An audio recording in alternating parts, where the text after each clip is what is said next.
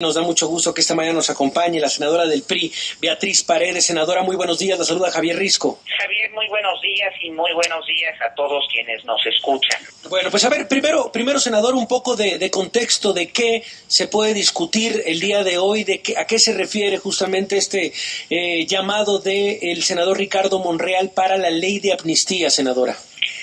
Pues en primer lugar diría que una de las decisiones del Senado, que fue acuerdo de la Junta de Coordinación Política y de la mesa directiva, respaldado por todos los partidos, es que se suspendieran las sesiones, sobre todo porque los senadores nos trasladamos de diversos lugares de la República y no debemos ser focos de contagio, además de que varios compañeros tienen condiciones de salud que deben cuidarse. Entonces, fue un acuerdo general de responsabilidad y de acompañamiento a las políticas que las autoridades sanitarias del país han decretado. En segundo lugar, quisiera comentar que los grupos parlamentarios del PRI, del PAN, del Movimiento Ciudadano y del PRD plantearon muy claramente el que si se iba a sesionar, se trataran los temas esenciales para el país en este momento. Un acuerdo nacional para enfrentar la emergencia sanitaria.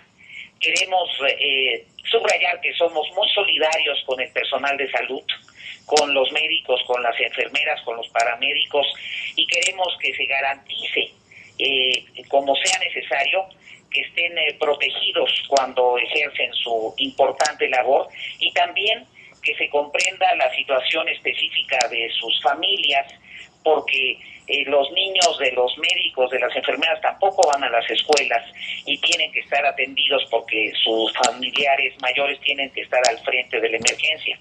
Entonces, señalamos que si se iba a sesionar, que si se iba a romper el acuerdo sanitario del país, también se tenía que tratar una profundización y una discusión sobre la estrategia de salud. Sobre todo nos preocupan algunas cifras. Ya vimos que el propio gobernador de Baja California no está de acuerdo con las cifras que se están dando. Hay una comisión especial en el Senado que se estableció para dar seguimiento a la emergencia sanitaria. No han asistido funcionarios que han citado. Hay muchos investigadores y laboratorios ligados al tema farmacéutico que no han tenido agilidad en la COFEPRIS para sus permisos.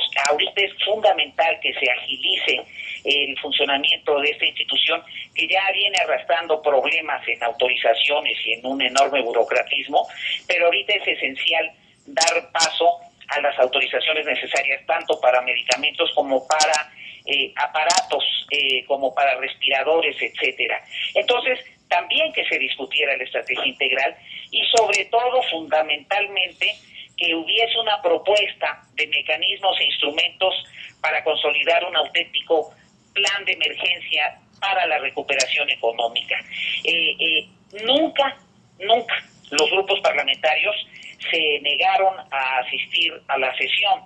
No, nuestra preocupación es que sea una sesión a modo, solo para atender la ley de amnistía, que por cierto, los casos de urgencia, los casos que eviten saturación, en la hipótesis de que hubiera, pueden resolverse con un decreto presidencial, con un indulto, y hay otra serie de mecanismos, la liberación anticipada en algunas circunstancias por casos vulnerables o de enfermedad, etcétera. Entonces, en lugar de tomar medidas realmente urgentes que permitan el que los que están confinados y se encuentren en riesgo puedan salir provisionalmente a arresto domiciliario o definitivamente, se va por el camino más largo, más extraño, porque la ley de amnistía, en el caso de que se apruebe porque tienen la mayoría que les permitirá seguir una instrucción, actuar por dedazo y sin la menor discusión legal de fondo,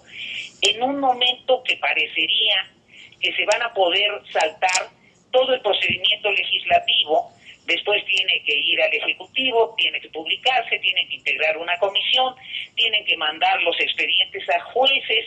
Entonces no es cierto que se va a actuar inmediatamente.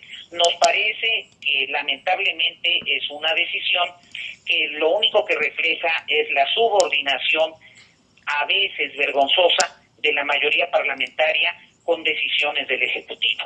Sí. Senadora, buenos días, te saluda Gabriela Barkentin. A ver, escuchando el recorrido que haces y antes de entrar a hablar contigo, escuchamos algunas voces de otros senadores, la senadora Xóchitl Gálvez, entre otros. Estamos viendo que la oposición estaría, digamos, unida en esta oposición a lo que está sucediendo. Pero, ¿qué va a pasar? ¿Qué va a pasar, por ejemplo, el día de hoy, senadora? Pues mira, no tengo una bola mágica. Creo que si la responsabilidad democrática de los senadores de Morena, quiero decirte que yo respeto mucho a la mayoría de mis colegas de Morena y a otros los respeto a secas, pero a quienes respeto mucho los convoco a que todos actuemos con la dignidad que tiene el Senado. Las propias autoridades de la mesa directiva de Morena señalaron un conjunto de restricciones, prohibieron que hubiese reuniones y señalaron claramente en una comunicación formal que si los senadores acudían al Senado era bajo su responsabilidad. Entonces lo que va a pasar, lo que puede pasar, uno, es que con convicción o sin ella, porque muchos tienen opiniones jurídicas que son relevantes, sobre todo qué pasa con la ley de víctimas si se aprueba esta ley de amnistía así. Claro. ¿Para quiénes beneficia realmente esta amnistía? Si ya expliqué que hay medidas de carácter jurídico-administrativo y el propio indulto que se pueden tomar para que sirva para la emergencia sanitaria realmente y no sea un instrumento político. Una cosa que me preocupa es que en este momento, imagínense si se puede trabajar por la reinserción de un liberado, si se están perdiendo millones de empleos, si es el momento en donde la crisis, por no tomar medidas económicas emergentes, estructurales, va a afectar a mucha gente que tiene trabajo. ¿A poco se va a poder hacer una estrategia real de inserción? Me parece que más bien se está queriendo complacer una voluntad política. ¿Qué puede pasar? Uno, que no haya sesión. Dos, que haya sesión y sin importar las opiniones de nadie, se apruebe mecánicamente. Y después, ¿qué va a pasar? Pues que tiene que haber el proceso jurídico, se tendrá que publicar y cumplir lo que dice la propia ley, que es establecer un consejo, que es analizar los expedientes, que es turnar a los jueces determinados. Entonces, pues yo supongo que no le podrán dar también fast track a que los jueces ya pasado mañana determinen esas amnistías. Entonces, no entiendo por qué algo que es positivo conceptualmente, que corresponde a la estrategia de Naciones Unidas, se tiene que hacer al vapor, se tiene que hacer de espaldas a un acuerdo nacional. Un acuerdo nacional que nosotros estamos planteando desde todas las bancadas de oposición en el Senado. No nos estamos enfrentando, no estamos siendo obstruccionistas.